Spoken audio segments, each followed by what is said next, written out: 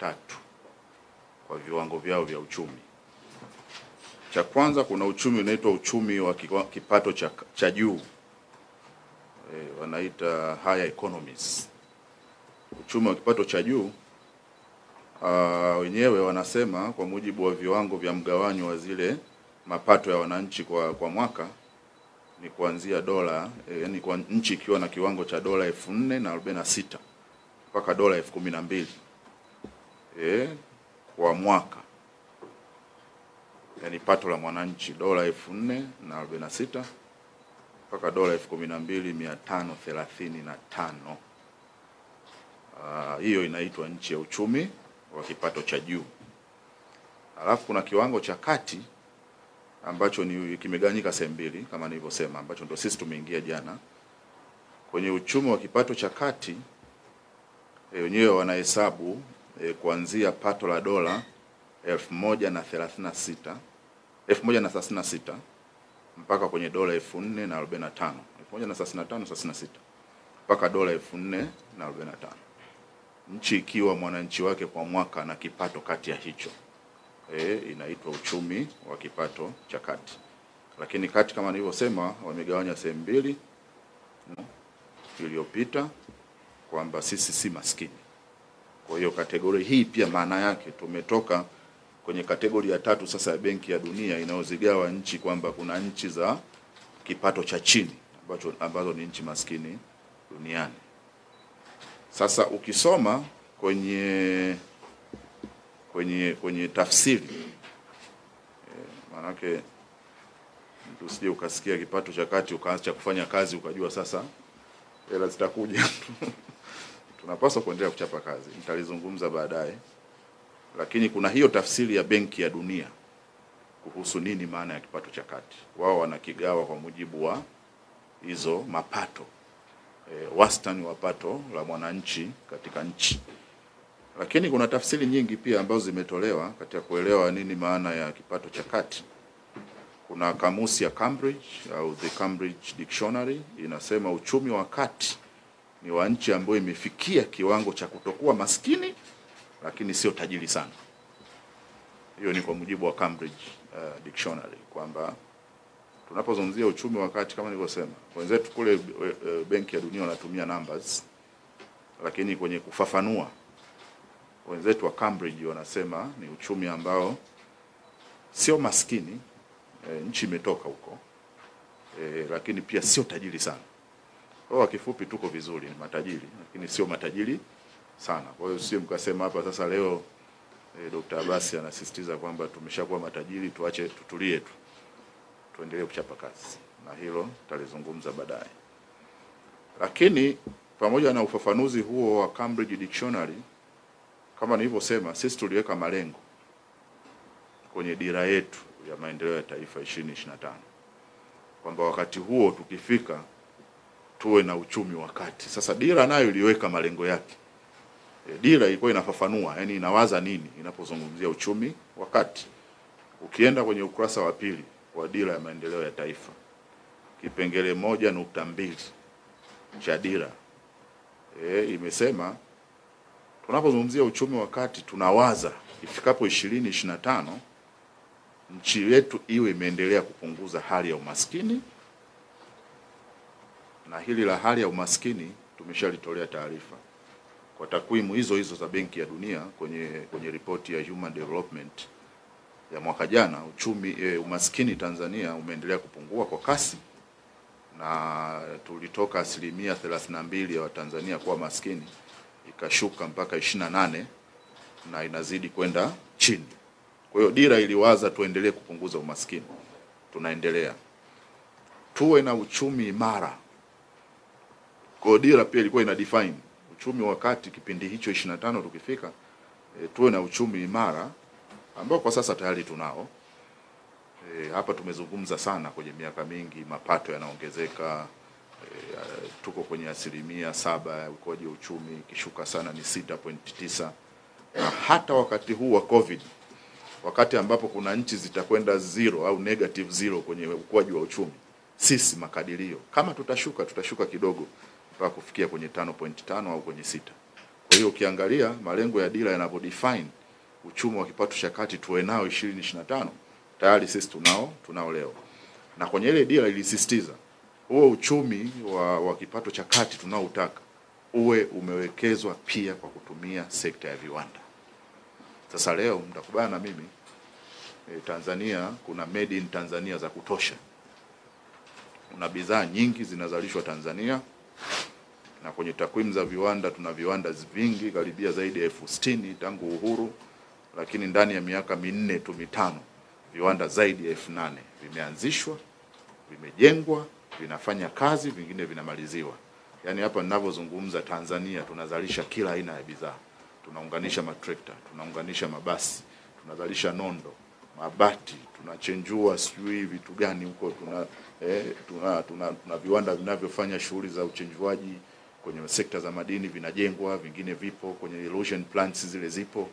Ukienda kwenye bidhaa, nguo, vyakula mbalimbali leo hii vinazalishwa na vinatengenezwa Tanzania. Kwa dira yetu ilitaka 2025 tuwe na viwanda vinavyozalisha bidhaa mbalimbali. Sisi leo 2020 tayari tunayo. Na mwisho walizungumzia kwenye dira kwamba uchumi wa kipato cha kati ni uchumi ambao wananchi wanapata maendeleo, na hilo nitalisisitiza mbele. Yaani wananchi wenyewe wanaona. Ukimuuliza Mtanzania hiki unakiona, anakiona. Sio karatasi tu na theories. Sasa hili nalo sitaki leo niende huko kwa sababu leo ni siku ya furaha. Ni siku ya uchumi wa kipato cha kati. Nikianza kuwapeleka kwenye flyover ngapi tumejenga, barabara kilomita ngapi, nafikiri tusende sana huko leo. Ni siku ya tafakuri zaidi au tunaita dhuko. Kwa hiyo hiyo ndio aina ya Tanzania ambayo dira ilitaka 2025 tuwe nayo. Sisi tayari leo tunayo. Kwa hiyo tunakoendelea ni kuendelea kukaza na kuimarisha uchumi. Sasa niliona leo tutafakari pia mambo gani yametufikisha hapa kwa ujumla wake. Ili sio tu kusema serikali, vyama vya siasa, wakulima, wafanyakazi waendelee kushiriki kuimarisha hiyo misingi au siri ambazo mimi naamini zimetufikisha leo kwenye haya mafanikio. Kwa hiyo tutaziangalia. Lakini nianze kwanza kama ambavyo of course Mheshimiwa hapa Rais kama nilivyosema ametoa salamu zake kwa kifupi kwamba anawataka Watanzania waendelee kufanya kazi, tuendelee kulitumikia taifa letu. Kwa hizo ni salamu zake. Lakini tunawashukuru pia viongozi wote wa awamu zote za nchi yetu, kwa sababu hatukufika kipato cha kati. Sisi leo tumeweka rekodi na nyinyi pia mnaweka rekodi, kwa sababu hii ndio press conference ya pili si ndio? Tangu nchi ingie uchumi wa kipato cha kati. Lazima muorodheshe hata majina, tutaweka kwenye historia. Lakini ni press conference ya kwanza ya msemaji mkuu tangu nchi ingie uchumi wa kipato cha kati. Kwa mwanahabari ambaye umehudhuria leo ni rekodi. Sasa sawa, tunafurahia hiyo leo, lakini kuna waasisi ambao waliweka misingi. Kwa hiyo kipekee hapa pamoja na Mheshimiwa Rais mwenyewe Dr. John Pombe Magufuli na sisi wa 500 tuwashukuru sana Mwalimu Julius Kambarage Nyerere, baba wa taifa, kwa misingi ya uchumi aliyoiweka kwenye miaka hiyo. Tumshukuru Mzee Mwinyi, Alhaji Al-Hassan Mwinyi kwa mchango wake pia kwenye uchumi kuelekea uchumi wa kipato cha kati, na tumshukuru Mzee Benjamin William Mkapa, rais wa 300, na yeye kipindi chake ndio hii dira ilitengenezwa. Ilianza mwaka 95 wakati kidogo Mzee Mwinyi anamaliza, Mzee Mkapa akaingia akaikamilisha dira ya maendeleo ya taifa 2025, ambao leo ndio ilikuwa kigezo chetu cha kujipima. Ilitengenezwa enzi ya Mzee Mkapa, akaja Mzee Jakaya Kikwete akatekeleza aliyoyaweza, ikaja awamu hii. Kwa hiyo wote hawa na Watanzania waliokuwepo wakati huo na viongozi mbalimbali wamechangia tulipofika leo. Sasa twende moja kwa moja kwenye misingi ambayo imetusaidia leo kuingia kwenye uchumi wa kipato cha kati. Na kimsingi iwe leo ni mimi Dr. Abasi, kesho ni wewe, uko kwenye nafasi yote ya uongozi, utapaswa kuiendeleza ili safari yetu ya mabadiliko kwenda kipato cha kati cha juu zaidi na kwenda kuwa nchi ya juu zaidi kiuchumi. Hiyo ndoto tuweze kuifikia. Cha kwanza, hatuwezi kukwepa amani na utulivu. Huo ni msingi muhimu sana nyuma ya haya mafanikio. Nchi yetu tangu kipindi hicho cha awamu ya kwanza, ya pili, ya tatu viongozi wetu wamefanya juhudi mbalimbali za kuimarisha amani na utulivu nchini. Ziko nchi zingependa kuwa na amani, hazina amani leo. Kuna nchi zingependa kuwa na utulivu, hazina utulivu. Hii haikuja kwa bahati mbaya. Imekuja, kwanza tunamshukuru pia Mwenyezi Mungu kwa kudra zake, lakini pili kwa viongozi wetu ambao kila ambapo palikuwa na chokochoko, na mnanielewa ninapoongelea chokochoko za ndani na za nje ya nchi, palipokuwa na uzandiki, palipokuwa na udhalimu ambao ungeweza kuleta kosekana kwa utulivu, walifanya kazi ya ziada kwa kutumia sheria za nchi kushughulikia huo uzandiki, huo ubazazi, na hata wakati fulani tulifika hatua kama taifa ya kusaidia si tu amani ya ndani na amani pia katika nchi nyingine. Huu ndio msingi wa kwanza tunaopaswa wa Tanzania kuenzi katika kuendelea kuishi kwenye kipato cha kati, lakini kwenye kuelekea Tanzania ya kipato cha juu zaidi kiuchumi.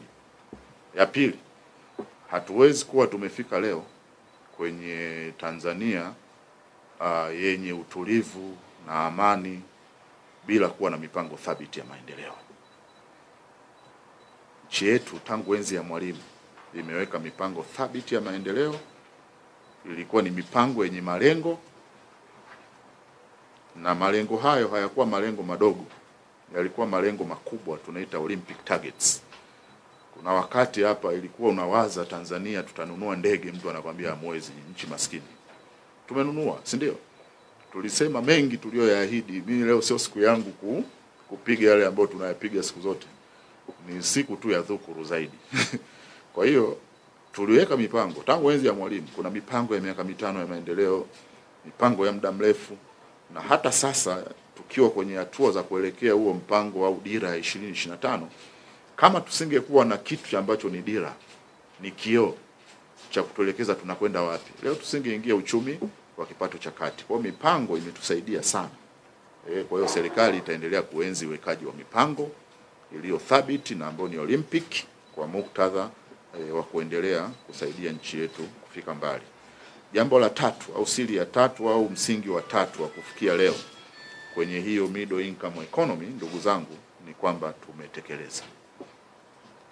Unajua, kwenye masuala ya maendeleo na masuala ya mageuzi katika mataifa, taasisi na maeneo mbalimbali, wataalamu wanasema unaweza kuweka mipango lakini usiweze kutekeleza.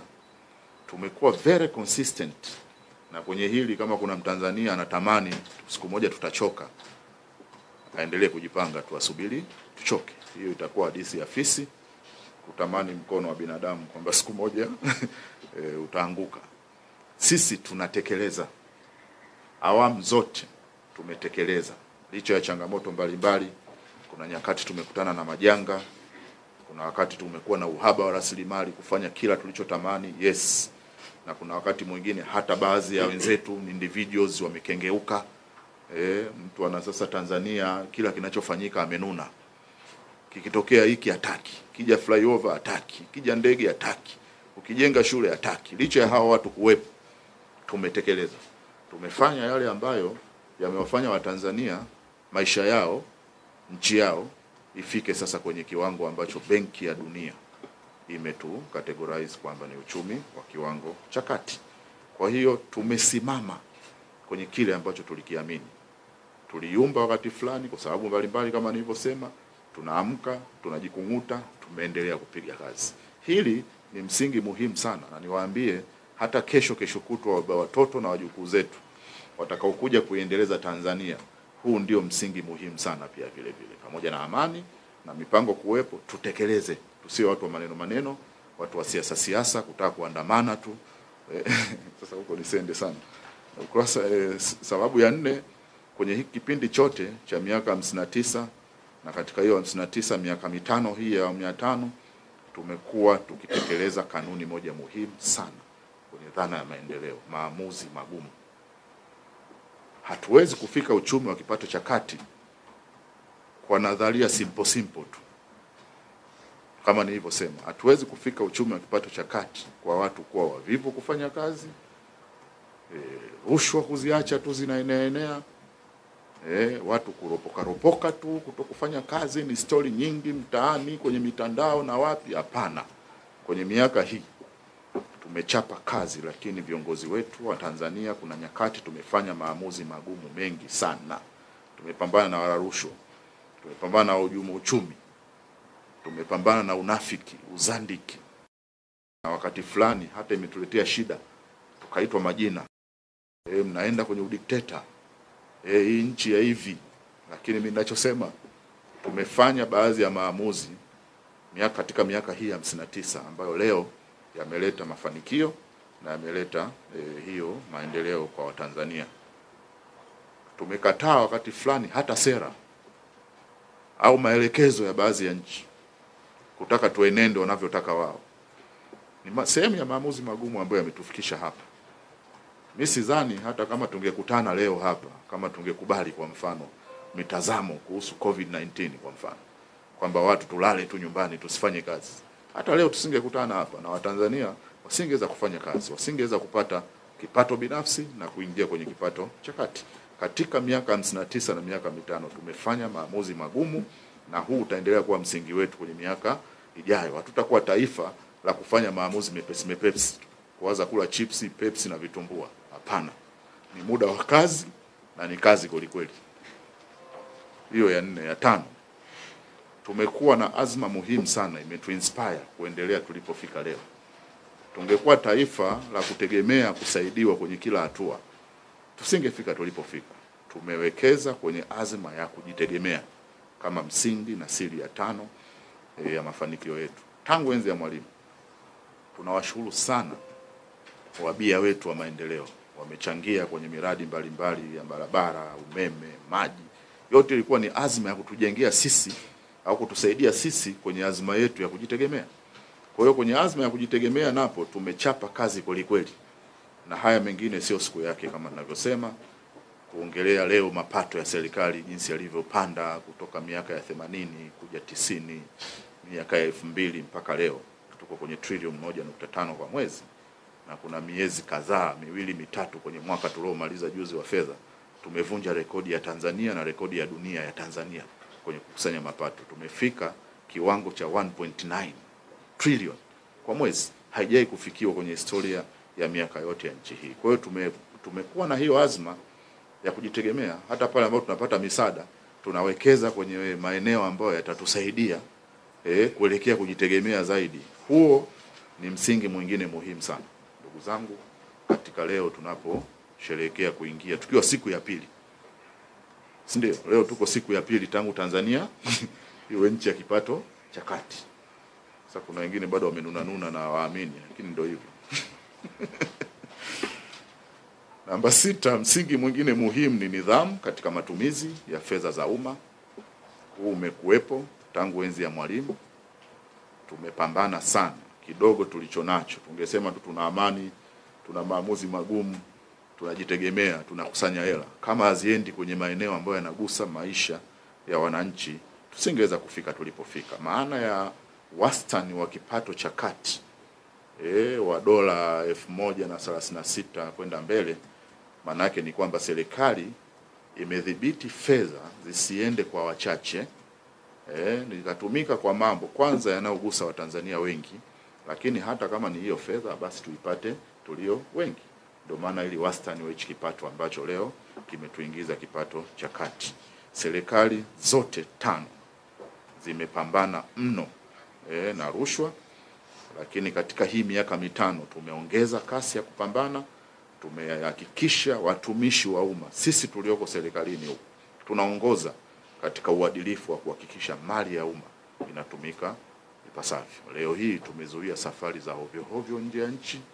Zile zama za watu kugongana angani hazipo. Sasa hivi mnagongana Kyela, mnagongana sijui na Mtumbo, mnagongana Ruangwa, mnagongana Chato, tunagongana kwetu Hale huko, mnagongana huko wapi Kasulu, tunagongana Mwanza. Tupo hapa kazini. Ukiangalia mawaziri wako kazini hapa Tanzania. Ukirudi hivi makatibu wakuu wako kazini Tanzania. Wakurugenzi, wakuu wa wilaya tupo kazini. Tumepunguza kwenda huko ili tuwatumikie Watanzania. Huu ni msingi muhimu sana. Na katika siku zijazo tutaeleza zaidi namna ambavyo tumepunguza matumizi ambayo kwa kweli yalikuwa yanakwenda kwa watu wachache badala ya kwenda kwa watu wengi. Nitakuja kutoa takwimu. Kwa mfano, tumekuwa wakati fulani mtu akisikia homa tu anaenda India. Sasa hivi wote tuko wapi pale? Dar es Salaam, Muhimbili, ingawa kuna mmoja akalazimisha aende nje. Unatibiwa hapa kwanza. Wote tunatibiwa hapa kwanza. Under extraordinary circumstances, na tumewekeza kwenye tiba. Sitaki tena kurudi huko, mavifaa tuliowekeza. Tumetibiwa hapa wote. Sasa mmoja ghafla tu anataka kwenda nje, amekipata alichokitaka. Sasa nchi yetu imewekeza sana kwenye mambo ambayo yalikuwa yanatufanya twende nje ya nchi, sio kitu gani nje ya nchi. Tumewekeza hapa, tukae tuchape kazi. Hizi fedha zimekwenda kwenye miradi. Hii miradi imesaidia Watanzania kupata ajira, siha zao kuwa njema. Unapozungumzia kipato cha kati, ni kwamba tumemfanya mwananchi wa kawaida huduma na fedha zimfikie kuliko ziende kwa wachache. Nidhamu katika matumizi ni msingi namba 6 katika kipindi hiki. Miiko ya viongozi, hili ni eneo jingine. Tunaweza kudhibiti mapato ya serikali yasitoke kwenye kwenda kufujwa huko nje na nini. Lakini kama viongozi, watumishi wa umma na viongozi wao hawafuati miiko ya uongozi, nchi hiyo haiwezi kufanikiwa. Mwalimu Nyerere aliweka msingi katika mambo anayoamini yanaweza kuleta maendeleo, ni pamoja na kuwa na uongozi safi au uongozi bora. Katika ile eneo tumewekeza, na sisi wenyewe serikalini huku tunabanwa na tunajibana kuhakikisha kwamba hatukiuki. Misingi ya maadili ni msingi wa maendeleo. Kwa hiyo utaona tunachukua hatua pale ambapo viongozi, sio kwamba yani mtu anaweza akachukuliwa hatua, nafikiri nikiongea hivyo mnanielewa, sio kwamba kaiba. Usiseme kwamba ubaya ni kula rushwa tu, hapana. Hata miiko ya wewe kiongozi, ulevi, ugoigoi kazini na masuala mengine ya ajabu. Wewe kiongozi wa serikali tunakukuta saa 8 usiku. Hii meza imejaa maiki, wewe meza yako imejaa vitu vingine. Ufai kwenye zama hizi za kuelekea na sasa tumeingia kipato cha kati. Kiongozi au nani mtumishi tunakukuta saa 9 usiku unaangusha moja sehemu fulani huko mtaani. Ufai. Una nafasi asubuhi unaamka, umefika ofisini umechoka, una hangover. Hapana. Katika kipindi hiki tumebanana, na mnaona wote sisi, hata mimi wakati naapishwa kwenye nafasi yangu hii ya katibu mkuu pia wa habari, utamaduni, sanaa na michezo, sio tu kuapishwa kuwapa kuilinda katiba, nimesaini hati ya kiapo cha maadili. Viongozi wote tunawasisitiza kutumikia nchi, sio tu kwa weledi ile meritocracy, lakini tunataka kipengele cha maadili. Pale ambapo wapo waliokiuka maadili, mmeyasikia mengi ambayo yamefanyika, na wengi wameondolewa kazini, kushushwa vyeo au hata kufukuzwa kazi kabisa. Kwa hiyo hili ni msingi muhimu sana. Huwezi kulingia amani alafu viongozi hatuna maadili. Kwa hiyo ni compliment muhimu kwenye leo tumefikia uchumi wa kipato cha kati.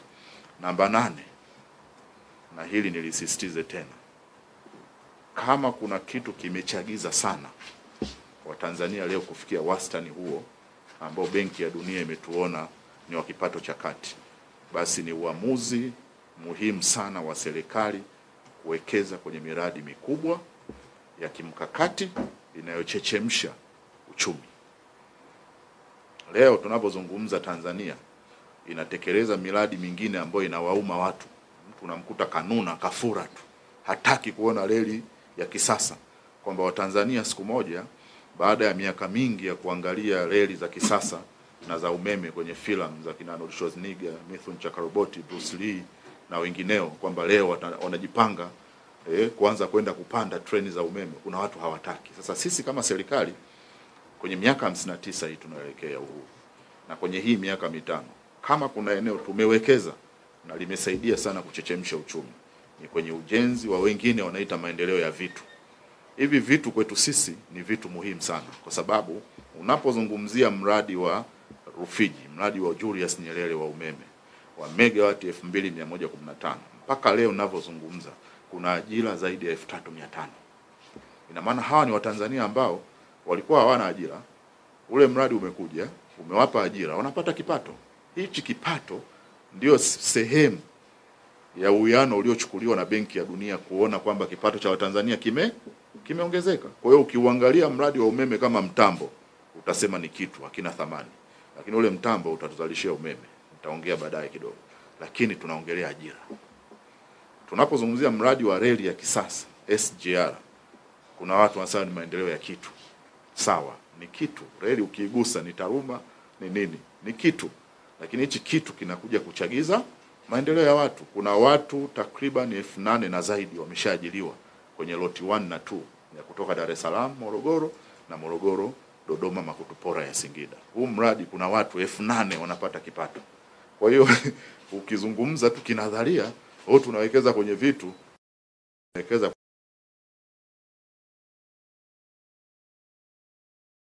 chakati. Viwanda, ukiangalia kiwanda ni jengo, mashine, lakini kuna watu wanapata ajira. Katika miaka 4 hii mitano, kuna watu zaidi ya 200,000 wameajiriwa kwenye sekta ya viwanda. Kwa hiyo tungewasikiliza wale wazandiki wengine kwamba mnaleta maendeleo ya vitu kwa sababu jengo la kiwanda ni kitu.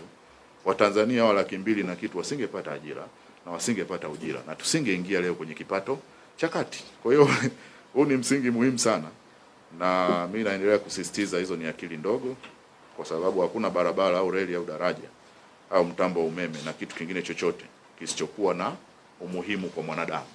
Na mwanadamu ni Mtanzania. Kwa hapa Tanzania tutaendelea kuwekeza. Huu umekuwa msingi muhimu sana kwetu. Namba 9, katika siri nyingine, mkakati mwingine uliotusaidia, hao jamaa hao wanasema tumejenga miundombinu na vitu vingine kwamba ni maendeleo ya vitu. Nimeeleza kwamba kuna umuhimu sana kuwekeza kwenye vitu kabla hujapata maendeleo ya watu. Sasa kwenye namba 9, hii ni kali zaidi. Wao sio wametaka maendeleo ya watu, tumewekeza pia kwenye maendeleo ya watu moja kwa moja kwenye mambo ambayo kama wanavyotaka yamegusa na kutransform maisha ya Watanzania, wakapata kipato, wakapata namna njema ya kupata kipato, tukapimwa na Benki ya Dunia, tukaonekana tuko kwenye wastani wa kipato cha kati. Tumejenga hizo barabara zenu mnazoziita mavitu, sijui reli, sawa. Sasa tumejenga na kuwekeza kwenye elimu. Pamoja na changamoto za elimu yetu, wote sisi tumesoma Tanzania, leo ni wataalamu, tunatumikia nchi yetu kwa elimu hii tulioisoma. Tunaendelea kuboresha. Kwa hiyo sisi kwenye elimu, nasikia huko tumetoa elimu bure, madarasa yanajengwa, maabara zimepelekewa wataalamu. Lakini kwenye ujenzi wa shule na masuala mengine ya kuboresha shule, yamepelekea kwa ajili wa Tanzania zaidi ya 6,000. Kwa hiyo hawa wote wameingia kwenye ajira, wanapata kipato. Kiwango kimepanda. Tumewekeza mno kwenye miradi ya afya. Sitaki kuingia sana huko. Lakini tumewekeza mno kwenye miradi ya maji. Sitaki sana kuingia huko. Tumewekeza sana kwenye upatikanaji wa umeme.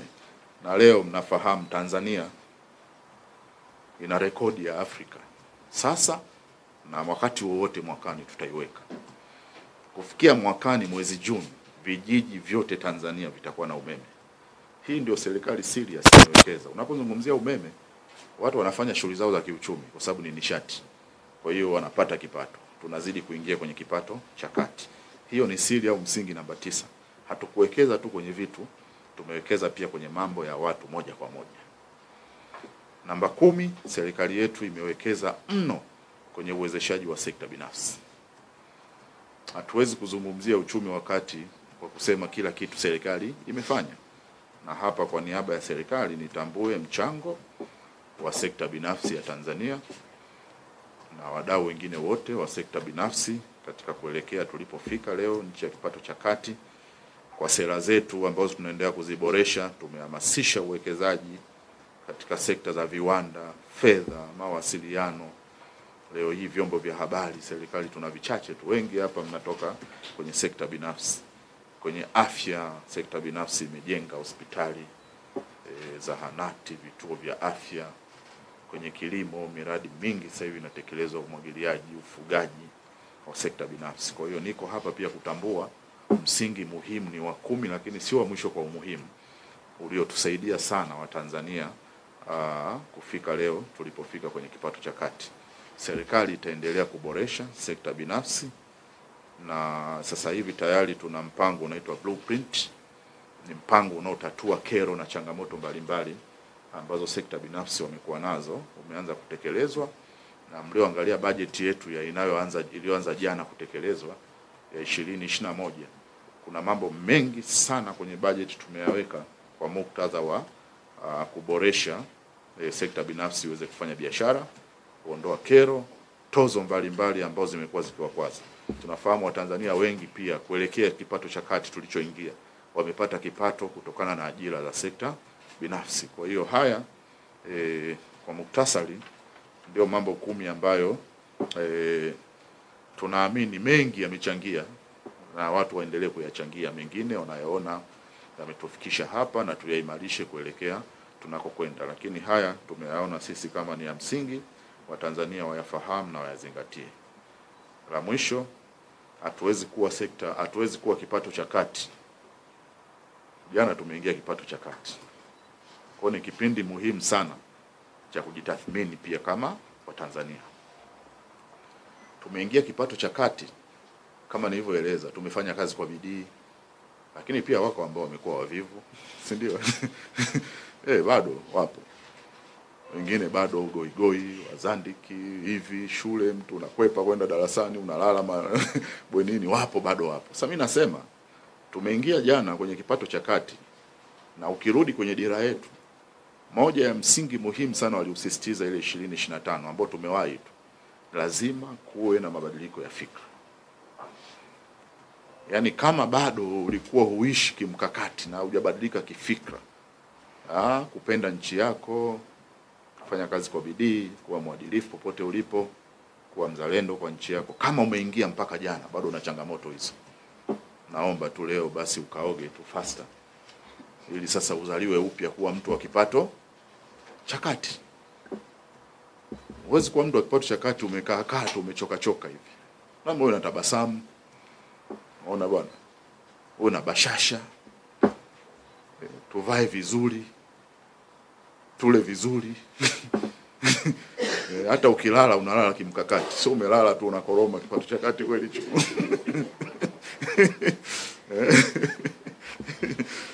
Lakini wako watu, yani yuko Tanzania hapa, hana furaha tu, yani hana sababu. Ukimuuliza, basi tunasubiri bali kauke niende Marekani. Sio kipato cha kati. Kwenye kipato cha kati kuna fursa nyingi serikali imetoa. Tuzichangamkie. Yani uwe mtu wa kuchangamkia fursa. Kuna watu fulani wanasema hii ni jamhuri ya wapambanaji. Hii ndio Tanzania tuliyoizaa huko nyuma na jana. Tuwe jamhuri ya wapambanaji. Watu wa kupambana, fanya kazi. Ulioko shule soma kweli kweli. Uliopata ajira fanya kazi kwa bidii, jifunze maarifa mapya, jiongeze. Lakini wako watu kwenye hii miaka 59, hii miaka 5 kazi yao wao ni kila kitu kibaya kwa nchi. Hata hii dhana ya kipato cha kati wapo watakao ipotosha. Unaelewa? Watakuja tu. Sasa bahati nzuri ni kwamba wala sio sisi tulojitangaza. Tungetangaza sisi ungesema Dr. Abasi anajifagilia tu au anawaza labda kuchukua jimbo sehemu au ni. Wala sina mpango wa jimbo. Msiniulize mambo ya jimbo gani naenda, wala sina jimbo. Lakini wako watu kwenye hii miaka 5 nyuma huko, miaka tangu uhuru, kila kitu hataki cha Tanzania, amenuna tu. Hauwezi kuishi kwenye kipato cha kati bado mpotoshaji, mnafiki, mzandiki kwa nchi yako. Kwa nasema hata hili mtasikia watu tu dakika chache zijazo, wengine wataongea, wengine leo, wengine kesho. Hii kitu ina maana gani, ina maana gani? Sasa kwanza bishana na benki ya dunia. Hizo ndio ya kwanza kabishane huko. Lakini cha pili, sisi tunaendelea, yani wewe ukatae, ukubali kwamba tu kipato cha kati, sisi tunaendelea na misingi yetu ni hii 10 niliyoieleza. Tutaendelea kuenzi amani. Serikali itaendelea kuenzi mipango muhimu inayowasaidia wananchi. Tutaenzi falsafa yetu ya utekelezaji. Hatutafika wakati ambao tutaacha kufanya maamuzi magumu yenye maslahi kwa Watanzania. Hatutaacha azma yetu ya kujitegemea. Kiukweli kabisa hakuna siku tutaacha kuwekeza kwenye miradi ambayo ni miundombinu, ni vitu tukiamini vinaleta maendeleo ya watu. Hatutaacha kuwekeza kwenye mambo yanayogusa watu na kutransform na kuwapa kipato na siha njema. Lakini hatutaacha kuendelea kuboresha sekta binafsi. Hii ndio misingi. Kwa hiyo uje upotoshe, utoke mishipa, utoke jasho kupambana, hatuko kipato cha kati, tushakuwa. Na mimi leo mnaona nimeng'ang'aa zaidi kidogo kwa sababu ya kujiongeza pia kipato cha kati. Kwa hiyo Watanzania wote mng'ae na hapa kidogo naona mmejitahidi. Lakini wengine kama hamueleweki hivi, mko kipato cha chini au cha kati. Kwa hiyo of course na joke, lakini ni muhimu sana tubadilike kifikra. Na kama nilivyosema, kundi hili tulioingia lina nchi 50 tu duniani. 50 tu duniani. Katika Afrika Mashariki ni nchi 2 tu, ni sisi na Kenya. Wengine wenzetu wengi wangetamani kuingia hapa. Kwa ni kipindi cha kufanya dhuko, kwa maana ya reflection, kureminisce kwenye kule tulikotoka na tunako kwenda na tunapaswa kuenenda vipi. Hatuwezi kuenenda kwa staili ile ile. Kwa hiyo niko hapa kuwashukuru tena Watanzania, na kama ambavyo Mheshimiwa Rais pia ametoa salamu zake kwa Watanzania, sisi serikali tunaridhika sana. Pale kwenye changamoto tutaendelea kuzifanyia kazi. Nawashukuru sana. Kila laheri mnapoanza siku ya pili ya Tanzania ya kipato cha kati. Nawashukuru sana. Sasa sitarajii kwenye nchi ya kipato cha kati kuna maswali mengi. Sitarajii nchi ya kipato cha kati tayari. Yaani watu ni watu lendi, ni watu wanaelewa mambo, wanajiongeza, ni jamhuri ya wapambanaji. Sasa kama kuna jambo ambalo ni so burning kwenye dhana hii, basi nilisikie. Kama naliweza nitalijibu, nikishindwa nitaliahirisha mpaka siku nyingine ambayo unajua kipato cha kati tumeanza leo jana. Basi tupashe. Haya, ngoja pasha. Haya, umefly.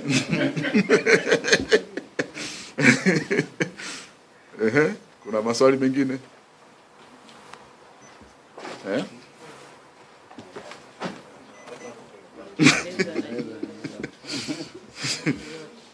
Haya, basi mimi nawashukuru.